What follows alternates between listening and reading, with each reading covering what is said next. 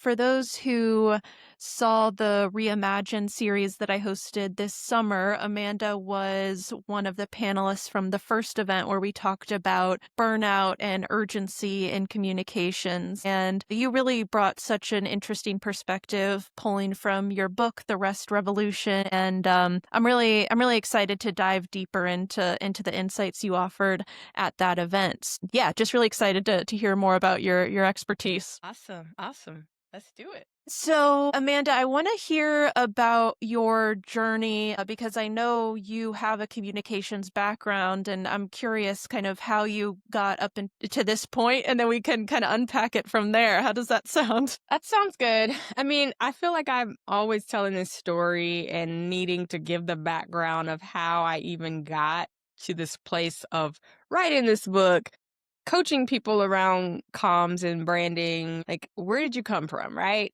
So basically, I started my career out as a journalist. I thought I was going to do long form nonfiction writing for like the New Yorker, the Atlantic, all the places. And I actually didn't major in journalism. I majored in English and history.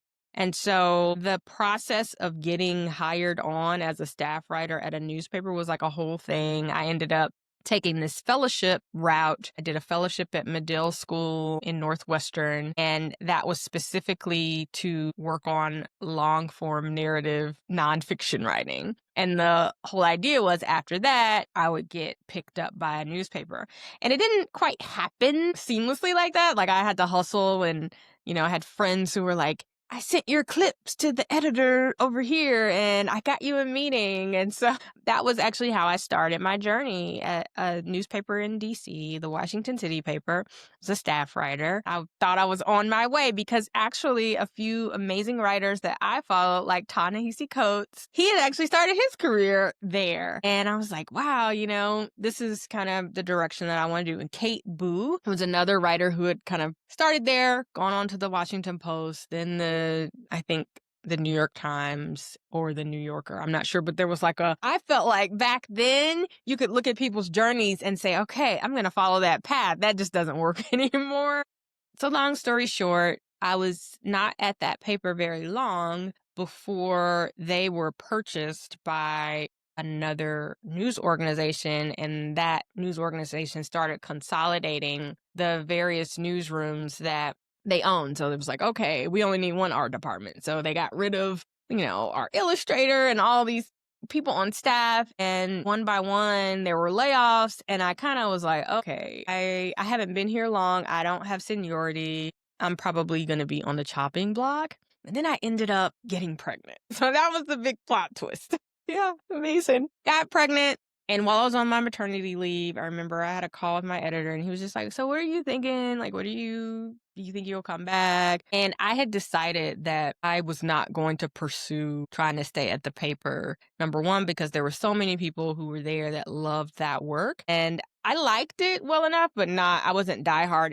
And the timeline of going from staff writer to senior staff writer, editor, it was just too long. And the pay was just not good enough. And now I got this baby. So I was like, I'm going to bow out and step aside. And after that point, I decided that I was going to bet on myself and take the writing skills and pivot into a more entrepreneurial lane. And so I started doing contract copywriting, consulting, comms. Didn't know I was doing comms per se. But it evolved because people would hire me, like small PR firms would hire me and kind of put me on projects. And then I started to see what my skills were and I started to expand my skill set. And so I was like an entrepreneurial PR person pretty much from the start. So I started with just writing, then I built on that with more comms and marketing.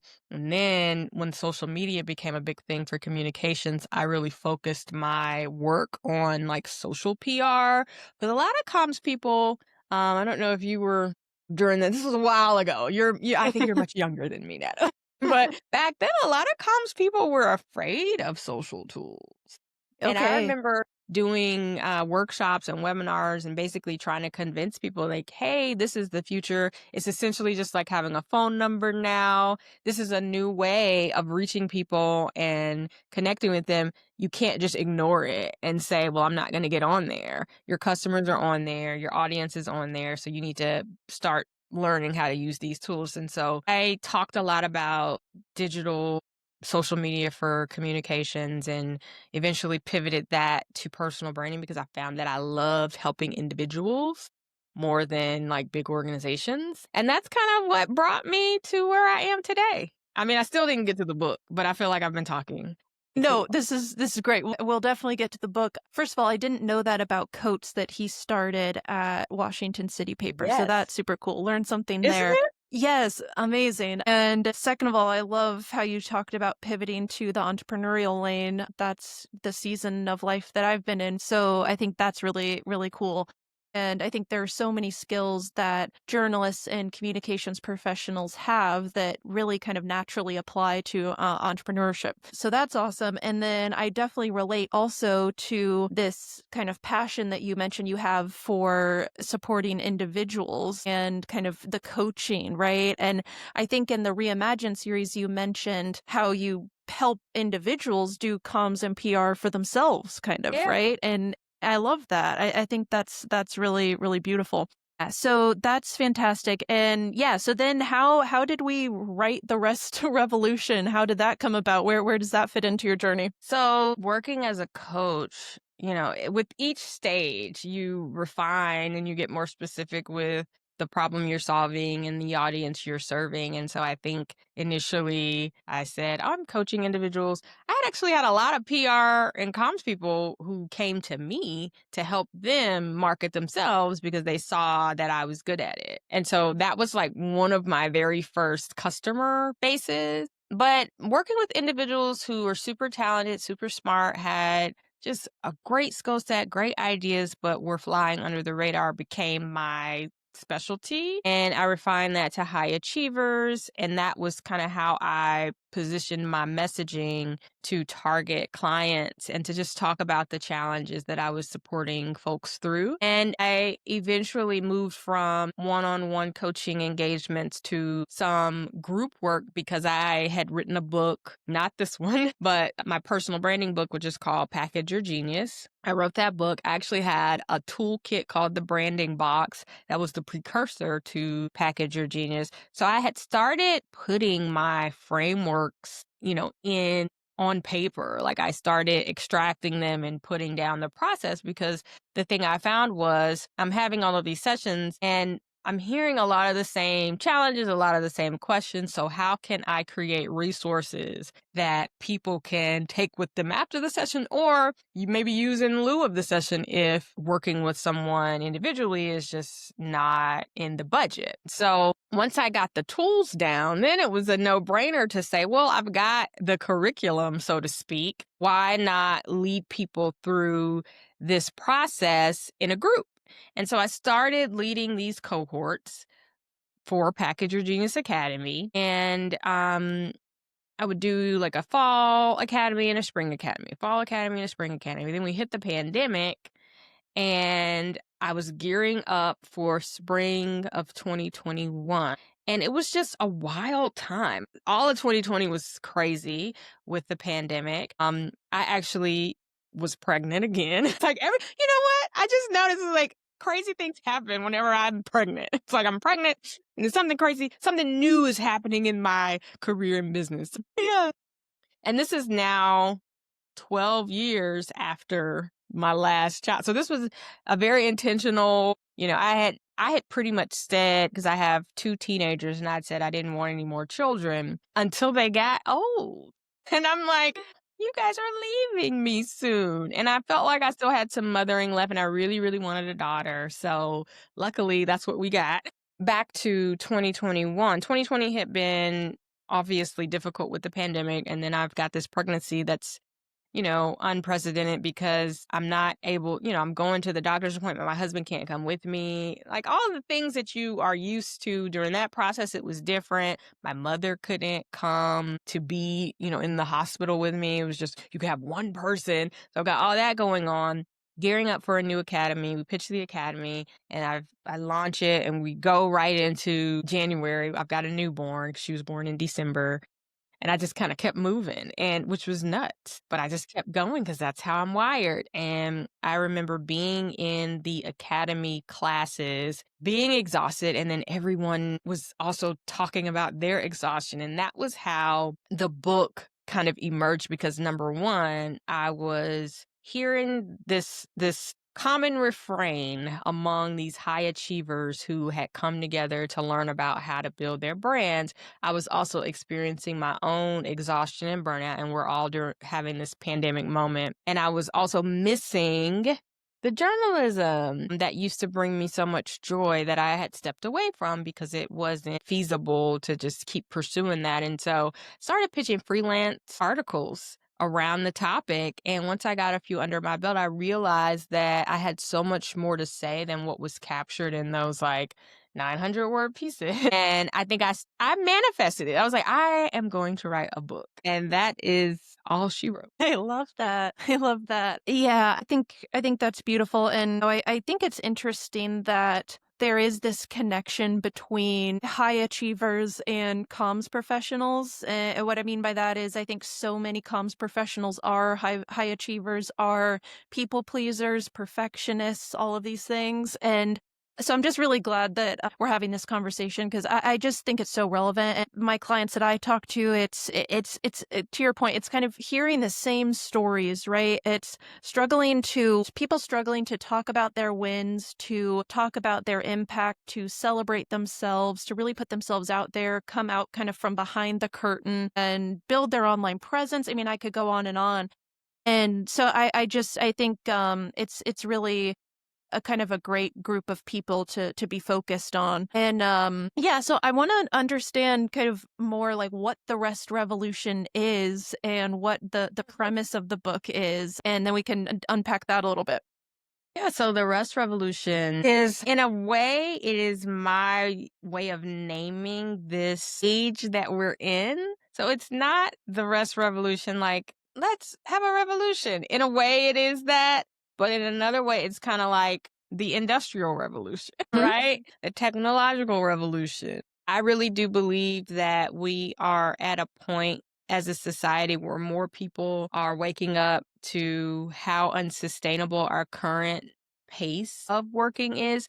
We're waking up to the costs of overwork, what we are backburnering, and once we pick it back up, is it still there? You know, the things that can't be replaced or can't be repaired when they are damaged by overwork. So our health, our relationships, our key relationships. And so that was a big aha moment that I had during the pandemic. And it was something that I was working through and talking through with some of the people who were in the academy. And as I started doing reporting to hear other people's experiences, I started to hear these themes about, you know, what would trigger a burnout breaking point? What were some of the steps leading up to you experiencing burnout? What were same thing as like if we were to look at like what are all the challenges of someone who is not putting themselves out there? So kind of how I looked at all of the sessions that I had had as a personal branding coach, and then I created this toolkit. I kind of did that with the book. It was like, I'm hearing, I've heard that before. I've heard that before. I've heard that before from someone else. And so I essentially captured, you know, a burnout cycle, which was overworking on autopilot, backburnering what matters, repeatedly skipping winter, which is a concept that I explain in the book around, you know, having these seasons of perpetual blooming, expecting ourselves to always be climbing and reaching the next level, the next step, the next promotion, the next award, failing to take that necessary regenerative period to rest, reflect, and make decisions about what we'll take with us or leave behind for the next spring planting season. And so, you know, that's kind of the cycle. And once you go through all of those, you hit a burnout breaking point. And that was what I started tracking.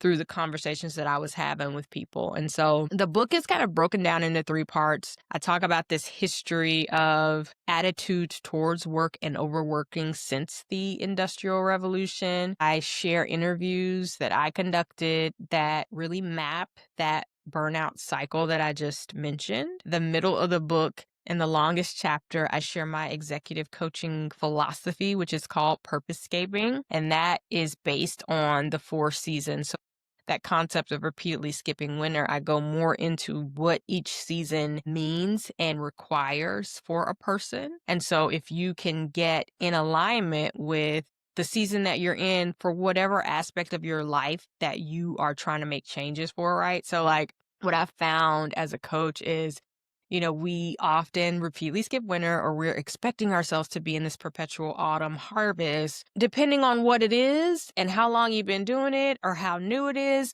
this might be spring planting where you need to just learn, keep your head down, be gentle with yourself, give yourself grace. Or maybe it is the fall/winter, like you're heading into winter and it's time to look at what has perhaps expired for you and what you need to leave behind and turn the page on. But I find that if we are always looking at ourselves through the lens of one season, we don't give ourselves the opportunity to meet the needs of the current season. And I think when people can wrap their minds around that, it's like a huge exhale. It's like, okay, I'm not behind, or I'm not off track, or the fact that I'm bored means it's time for me to plant something new. And that's normal. That's natural. That is like expected. I've been doing this for a really long time. It's time to turn the page. It doesn't mean I'm a failure. It doesn't mean that I'm a quitter. It simply means it's time to till the soil and kick up something new and fresh, because I have evolved to my next level. And now that I'm moving into spring, again, I'm going to be a beginner, and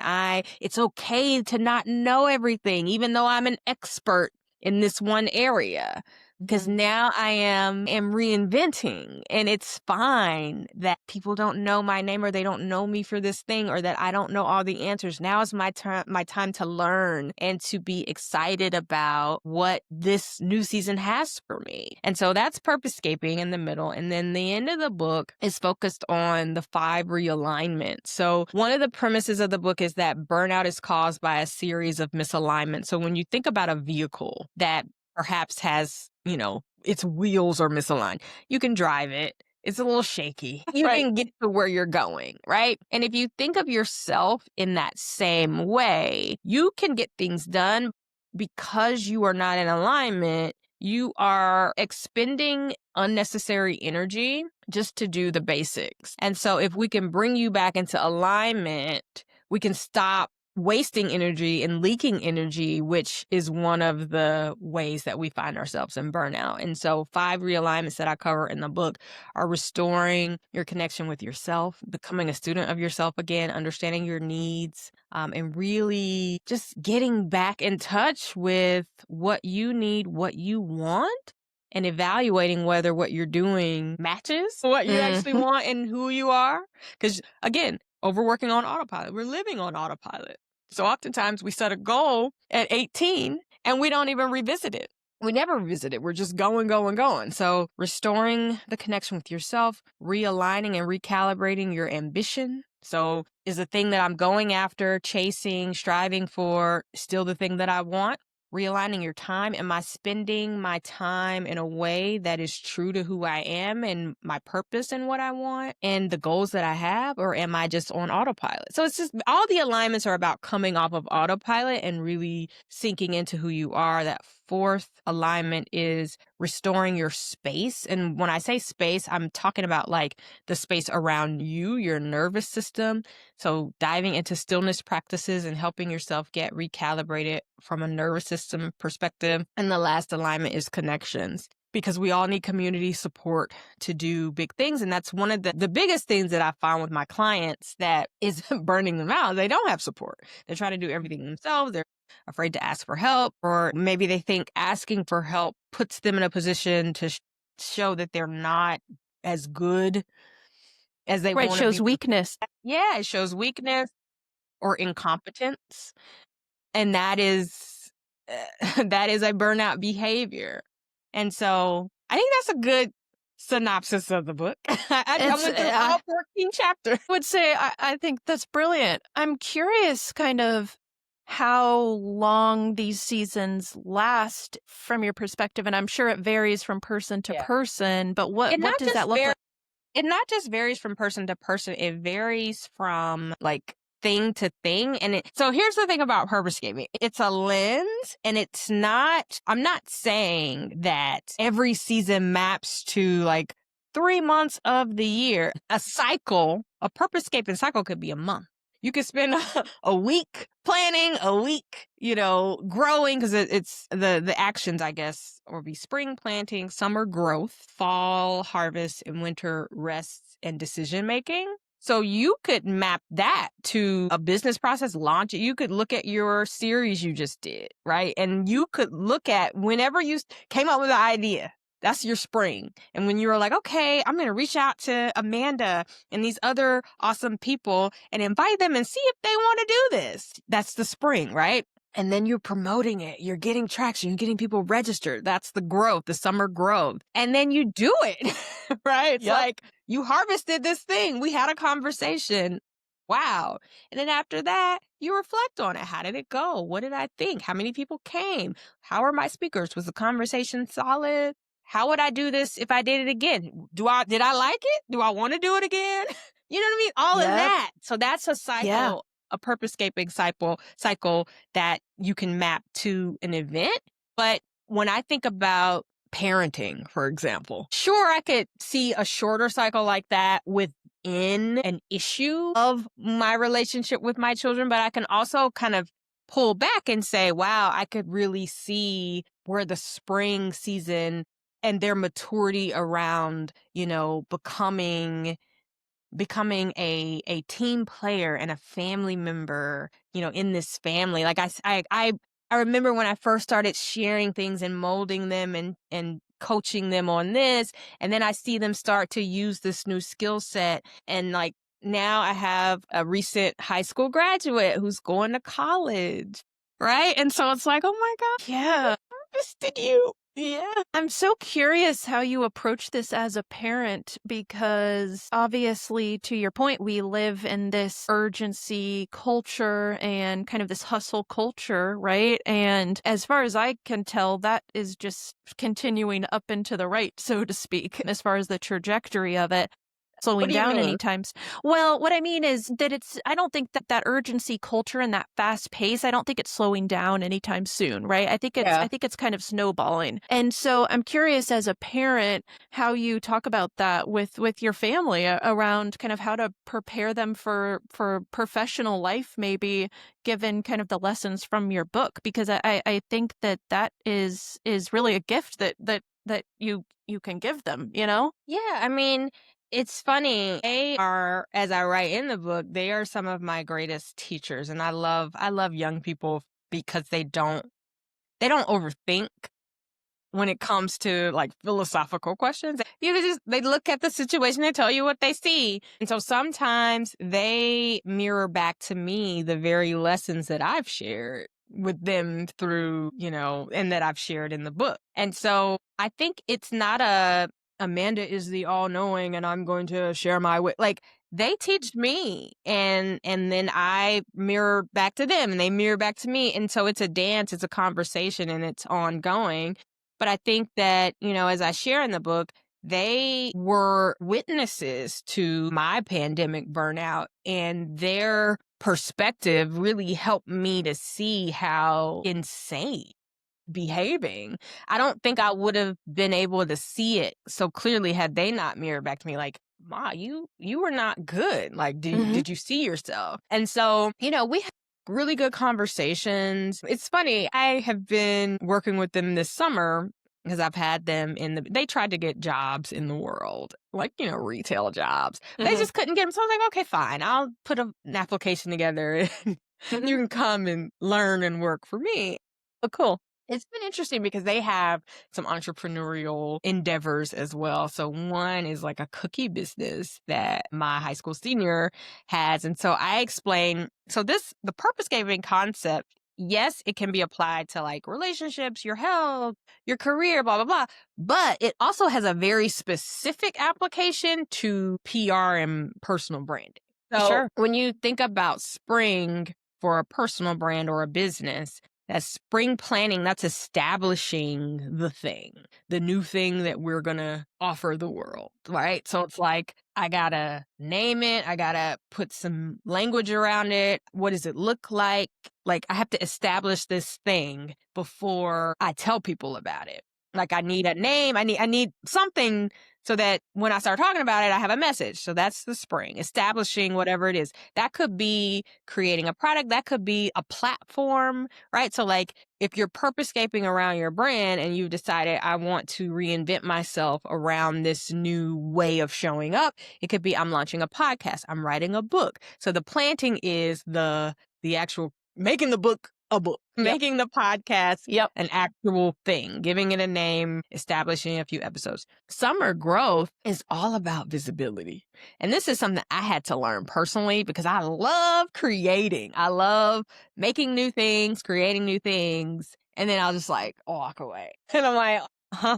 Why didn't it Mhm. go the way I thought it was going to go? And it's like, well, you Yep. didn't push it. You didn't tell people about it. You didn't make it visible. And then obviously fall is like, whatever the harvest is for you, it could be selling the thing, it could be getting paid sponsors, it could be getting awards, or if we're in a job situation, getting the promotion, getting the next level thing, whether it's the Mhm. money in hand or the recognition. And then winter is, okay, we went through a whole cycle, let's reflect. And so I had to teach my high school senior who has the cookie business.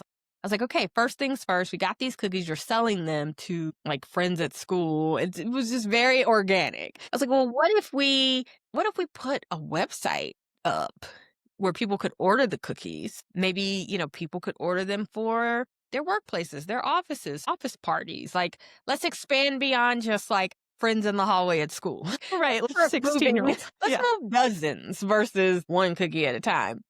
And so he sets up this website using Square because that was, I think, a point of sale we already had access to. And it was really easy. Set it up, put the pictures, da da da. And I mean, looked great. And then the next day, it was like, okay, this website is up.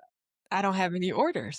And I was like, you've planted, but you have not. There has been no summer growth. There has been no visibility. Now you got to tell people that this website exists. You got Gotta to drive it. share it. Yeah. And so um I was like, why don't you send an email to your past customers? He only had like 5 people that he could send it to who had Mhm. bought something, bought like a dozen cookies in the past, to say, hey, I have a website now. I'm live and I'm taking orders online. Please check me out, share with your friends. And I think by the end of the week, he had like 6 dozen orders for a dozen cookies or something like that. And so that was like he saw like the whole, like, okay, it's not enough to just make the thing. You got to tell people about the thing. You got to push it. You got to create the whole circle, and then you evaluate. And right after that week, we decided, okay, well, what's something that we could do next week to bring people to the site? So it's like, well, instead of just sending an email, why don't we post about it on social? Why don't we, like, what's the visibility mechanism? And so that's just like a quick example of purposecaping. But I will also say, just from a relational perspective, I'm really excited about my new college graduate high school graduate going to college, because essentially we're starting a spring seat. Like, yes, Yeah. Yep. yes, graduated, we harvested, and now we spent the summer doing all this reflection. But college it's like, it's a new endeavor. It's a new arena. We're going to both be beginners. And so I'm excited about this spring season and what is going to grow from this new opportunity to see how everything that we've done up to this point will show up in this new environment. I think my point with purposecaping is if you stop and you examine, there are cycles to be observed all around us. And so for me, going back to this example of now we're going to college, if I'm coming at freshman year of college like we are in summer or we're in fall, and I'm expecting this child to know how things work, to get it right, to be able to navigate in a new city, and I'm getting frustrated. You know what I mean? So it helps you level set your response, your expectation. your approach because it's like, no, this is spring. Logan does not know what's going on. So this is going Mhm. to be a time of tenderness, of being patient and gentle, of explaining things, of repeating yourself, of checking in, because we got to make sure we can get those roots strong so that, sophomore year, we won't have as many hiccups and challenges, but I am moving into this literal fall season of first semester, but spring season of parenting journey, this new parenting Mhm. journey of a college freshman with the spirit of spring, right? The Mhm. spirit of gentleness. Like when a plan is new, you have to be so gentle because it is not established yet. So it's like, okay, Logan doesn't know how this works. So you're going to Mhm. have to bring your grace and your patience and, use your words kindly. There are going to be things that are forgotten, or things that are going to fall through the cracks. That is to be expected when someone is literally in a new life phase, in a whole new city, navigate like a whole new school, new friends, new everything. So Yes, just bring your grace with you. You'll get to absolutely. expect the hiccups because it's Yeah. spring and Yeah. expect to have to nurture in a very particular way. Like that's just what it is. Yeah. That's what I'm carrying. I love those examples that you shared because so much of communications work is around the relationship building. And I think an important part of our role is having empathy and compassion and kind of meeting people where they are with our messaging, right? And Yes.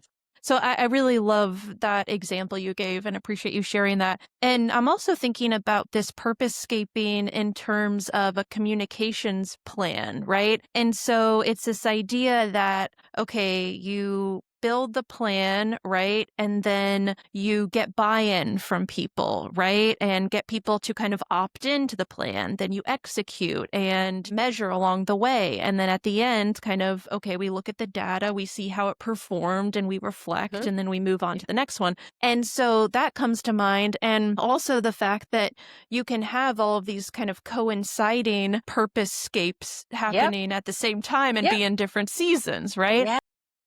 And I think that is really cool. And so anyway, those are a couple of thoughts. I'll also say that, something I've realized with solopreneurship is how important it is to manage my energy. It's like Yeah. if my energy is low for an extended period of time, that's a problem because Mhm. I am the one who built the ship, who steers the ship, who I do all the things, right? So I haven't I've been a solo comms team multiple times. And so I think that work has kind of prepared me well for this. But I guess all of that to say there really is this aspect of giving yourself grace to your point and kind of recognizing that we have to protect our own energy as high achievers in order to be able to do the work at all, let alone well, right? Yes, yes. And I think that really dovetails neatly into one of the big concepts of the book, which talks about machine mindset and how one of the big changes that I'm seeing is we are shifting from seeing ourselves and expecting outputs from ourselves as though we are machines and reclaiming our humanity and understanding what we need as human beings. And one of those big things is rest, right? The very things that drain your energy and keep you from feeling your best, that would not occur with the machine. And so even just recognizing that we need certain things, and that's the chapter on restoring your relationship with yourself, like really getting clear on what you need to be your best. It's okay. And it's especially okay if what you need is different from what someone else needs, but you are in charge of you, and you are responsible for making sure you're creating the best environment for you to thrive. And so that's one of the messages that I'm very hopeful and excited and encouraged to see seems to really be circulating pretty widely. Like people are beginning to understand when our health takes a hit and what we need to perform at our best level.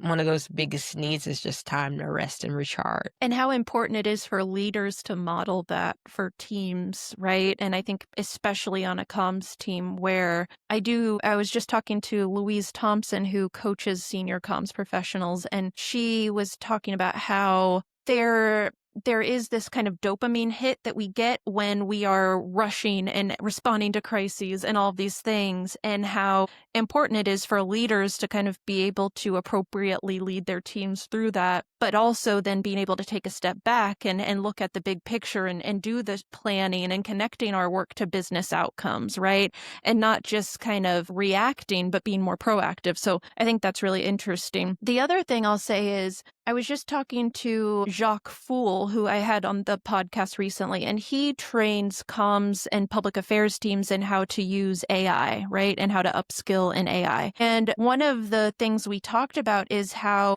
to already have so much on our plates, right?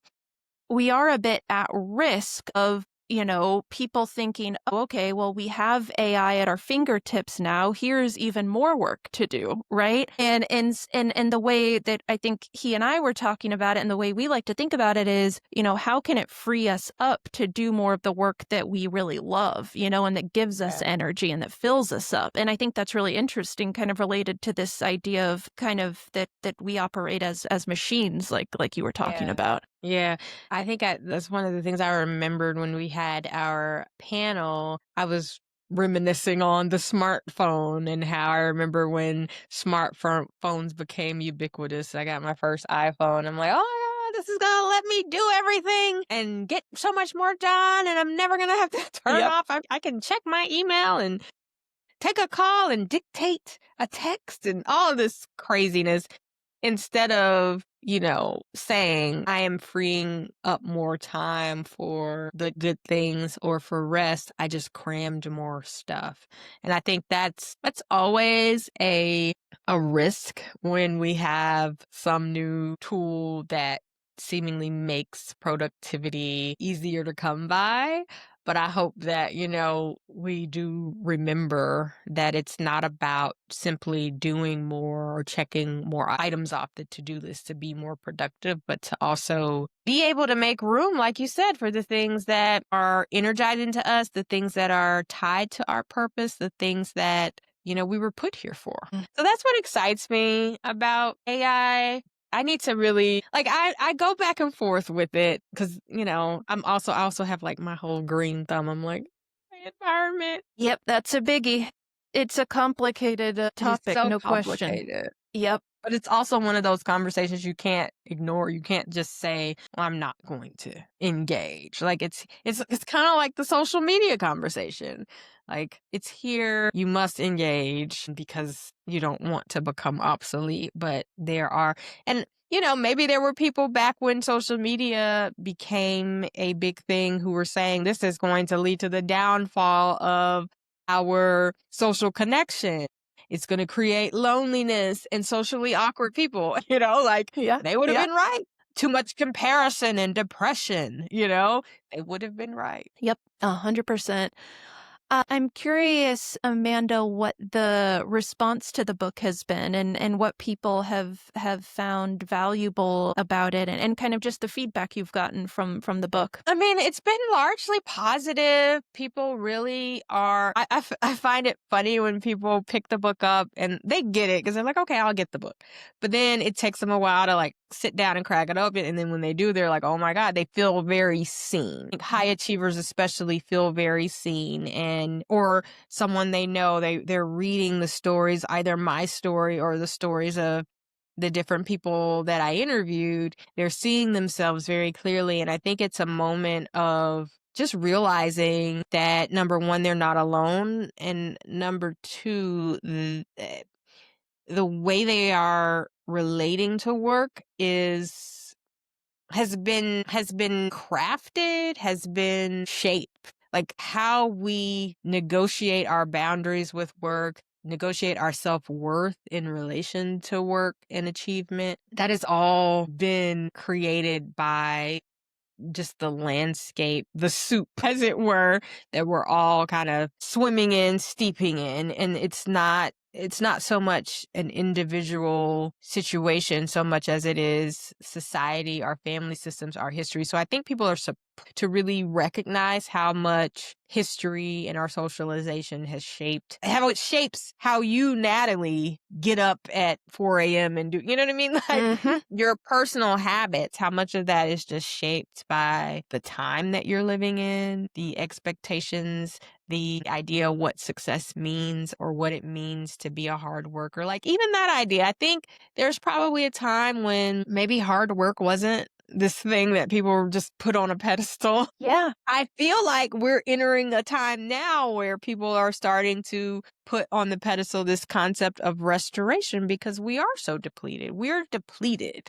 And so I think in the past, I mean, you remember grind culture, girl boss, sleep when I die, 10 times, Grant Cardone, 10 times this, 10 times Yep. that. Like Yep. these are all ideas that were quite heavily circulated and accepted. And now we're pushing back against them. So I think that's one of the conversations that comes up a lot when people encounter the book. The stories, the interviews make them feel seen. They have aha moments, especially around like the burnout breaking point when they see like, "Oh, okay, I can relate to that because typically burnout breaking points involve like a health challenge, health scare, or like the lack of time and space to process a major grief. And Mhm. then that can just send you over the edge too. And so people are like, they start Yeah. putting the pieces together and seeing their experiences play out. But also, getting ideas and strategies for how to get back into alignment and reclaim their rest, I think is also something that people say. I've had a lot of coaches to read the book and say, "Oh, I'm sharing this with all of my clients, like every high achiever should read this." And so that's been really nice to see that it's resonating and that people are feeling hopeful about what they can do to combat like our culture of burnout. Yeah, that's fantastic. I think there's so much that communications people can pull from this conversation and this concept of purpose scaping and all of that. And I think it's a really useful tool for people to have in their pockets. So really grateful for you for the conversation. I'm curious how people can find you and work with you and connect. What's the best way? I'm all over the internet. I love LinkedIn, so I'm always active there pretty much every day. So if you find me on LinkedIn, friend me and let me know that you heard this episode. You can also visit my website, amandamillerlittlejohn.com, the Rest Revolution book.com. I'm on Instagram. I'm all over social media, but I think LinkedIn is the best way to get a conversation going. But you can check out my websites, check out the book site to learn more about me and who I am and, what I'm up to.